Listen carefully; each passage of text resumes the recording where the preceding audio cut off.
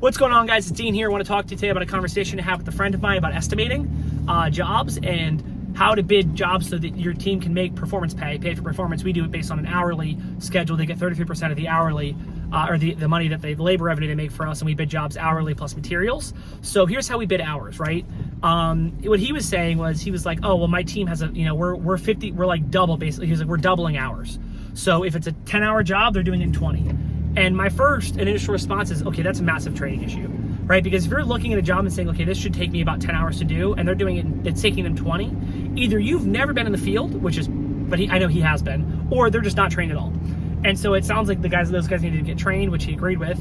And I was like, and then once you get a little bit closer, right? Like the biggest thing for us is, let's make sure that the budgeted hours for the jobs are over initially. Like at the beginning of the year, we've been bidding our jobs. Our estimate accept rate has been low. It's been I think it was like 20%. It's probably 25%, call it, right around there, in that range. And the reason why it's lower is because we want the team to make P for P. We want them to make their performance pay.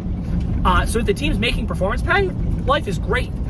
Because then the team's working harder and faster. And once the team sees performance pay on their paychecks regularly, then they start to work faster.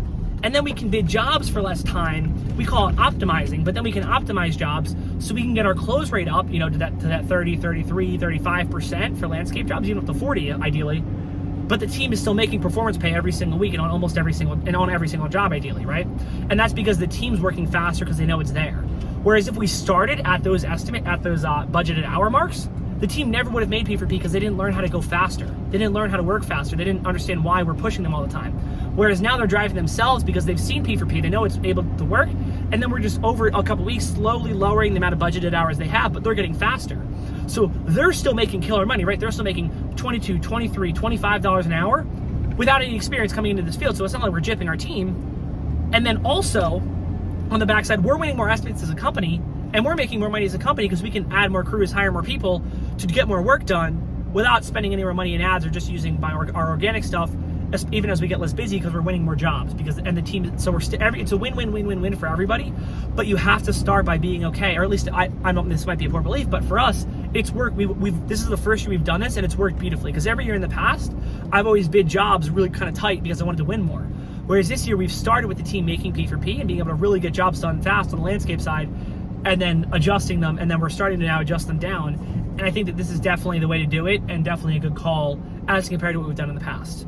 And so I just wanted to share that type of advice with you guys for jobs. And I think, people are always like, oh, well, how do I know if my estimating's right? Just pick a budgeted hour amount. We've done is our budgeted hour amount now is getting closer and closer to being optimized for our company as itself, like what we need to charge to make the margins as well. But initially, I think that $80 an hour is probably a pretty good starting point. As far as around the country, maybe 70, but probably 70 to 90 seems like a really good starting point. Got that from Mike. And I really think that that's a probably a solid number. We're right around there as well. And I think that it seems like it works pretty well. It seems like it's really hard to lose money at those numbers, right? I think I've heard Jonathan Potoshnik say, I think at this point, if you factor for inflation, probably lower than $50 an hour, it's hard to make money. Lower than 40, impossible to make money. So I really like it, especially if you're a higher end service, you're doing a really good job. I think that that 70 to 90 is really where you need to be, at least as budgeted, and then actual can obviously be less than that. But that seems to be working out really well for us as far as that new approach we're taking this year. The team's really stoked about P for P. Last week was a week we brought on like 5 new people or 6 new people, and we still had the highest earning guy average 23.47 or something an hour. With the lowest performing person not making any P for P. But our goal is 3 out of every 4 weeks we want our team to be making P for P, because any less than that it's a problem. So really 3 out of every 4 out of every 5 weeks we want them to be seeing it on their paychecks, even if it's only a cent. Like if it's 1 cent in P for P, they know if they work harder they can make more. And another really big thing, just as a pro tip, is we've been doing daily texts to the team. So every day the office runs P for P for the previous day, and then sends the message out to the team for the production pay. It says, hey, yesterday you did $1,000 in revenue, you worked 10 hours, so your base pay was $200. Your base pay was $200. Your 33% was $333, which means you made $33.33 per hour in that example. yesterday, please remember that P4P is calculated over an average of 2 weeks.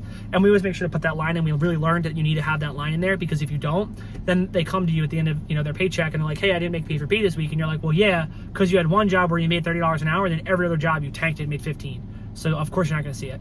But it's just really important for us, we found, to say that. So that's my little rant for the day on estimating jobs for the spring, and hopefully that helps you guys and helps your teams really be able to get excited about performance pay. And if you're not doing performance pay, man, get with the times. That's all I gotta say. Check out Mike Andy's channel for some more on that.